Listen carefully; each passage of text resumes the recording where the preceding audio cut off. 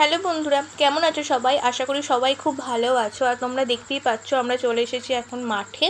আর এসে দেখি যে আমাদের এই চারিপাশটা এত সুন্দর লাগছে, মানে প্রকৃতিটা এতটাই সুন্দর লাগছে যে তোমার সাথে শেয়ার না করে থাকতে পারলাম না।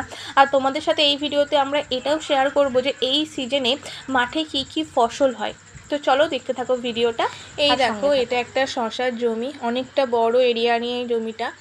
আর এখানে শুধু শশা গাছ নেই, দেখো এদের সাথে মানে শশা গাছের সাথে জড়িয়ে দেখো উচ্ছে গাছও হয়েছে। এই দেখো এই হলুদ হলুদগুলো উচ্ছের ফুল। আর দেখতেই পাচ্ছ কত শশা হয়েছে। একটু ভিডিও করতে অসুবিধা হচ্ছে কারণ অনেকটা ভিতরে ঢুকতে হচ্ছে তো। আর এই দেখো এগুলো উচ্ছে। চলো ওই দিকটা তোমাদেরকে দেখায় উচ্ছে গাছটা ভালো করে। তোমরা হয়তো অনেকে গাছগুলো চেনো, আবার অনেকে হয়তো গাছগুলো চেনো না। তো যারা যারা চেনো না বা চেনো তারা একটু কমেন্ট করে বলবে। আর এই দেখো এটা একটা, এগুলো হচ্ছে পালং শাক। এই দেখো উচ্ছেও ধরেছে। ভিডিও যে করব সেটা একদমই প্ল্যান ছিল না, শুধুমাত্র মাঠে এসে দেখলাম যে প্রকৃতিটা খুব ভালো লাগছে।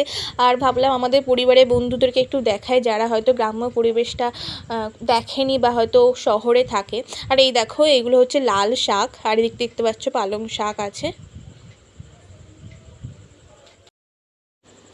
এখন 10টা মতন বাজবে, তাও মাঠে ভালোই লোকজন আছে। আর আমরাও অনেকক্ষণ এসেছি, এবার একটু পরেই বাড়ি চলে যাব। তোমাদেরকে আর একটা জিনিস দেখাই।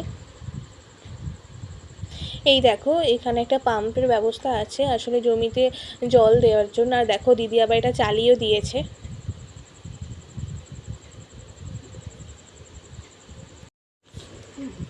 আর এই দেখো এখানে একজন মানে একটা দিদিভাইকে শাক দিয়ে গেল, ওনারা তুলছিলেন তো আমরা এখানে ছিলাম তখন দিয়ে গেল।